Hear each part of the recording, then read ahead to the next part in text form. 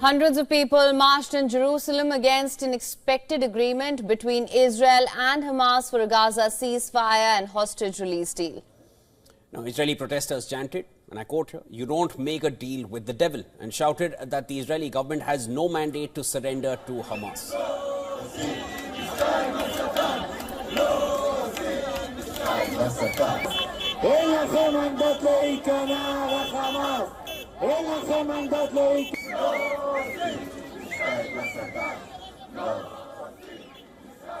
Families of Israeli hostages held in Gaza for more than a year met with Israeli Prime Minister Benjamin Netanyahu on Tuesday, demanding a deal that will see all remaining hostages back, dead or alive. Families fear that those who will not be freed in the first phase will be left behind if the deal falls through before reaching its second stage. It's time for a deal that includes everybody. That is what we demand and what we expect from the Prime Minister. My son is a hero and saved many, many people. He doesn't deserve to rot in Gaza. Meanwhile, key mediator Qatar said the negotiations for a Gaza truce and hostage release deal are in their final stages, expressing hope that an agreement could be reached very soon. Qatar, Egypt and the United States have intensified efforts to broker a ceasefire to enable the release of hostages taken during Hamas' October 7, 2023 attack on Israel.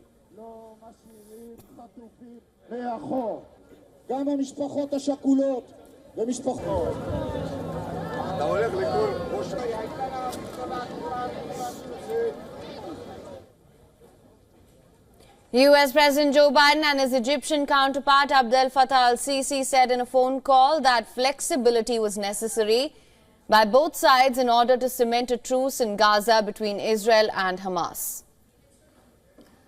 U.S. Secretary of State Anthony Blinken said the ceasefire is right on the brink and word could come within hours or days.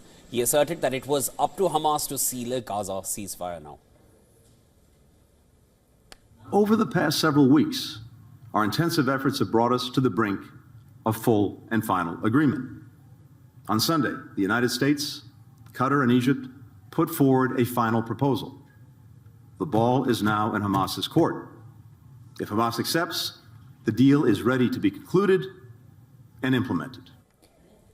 In an address at the Atlantic Council in Washington, Blinken laid out a plan for the post-war management of Gaza. He said a reformed Palestinian Authority will lead Gaza and invite international partners to help establish run an interim administration for the enclave.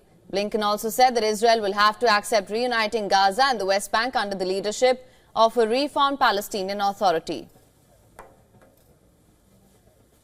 Israelis must decide what relationship they want with the Palestinians. That cannot be the illusion that Palestinians will accept being a non-people without national rights.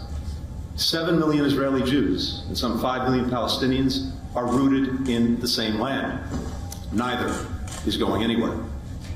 Israelis must abandon the myth that they can carry out de facto annexation without cost and consequence to Israel's democracy, to its standing, to its security.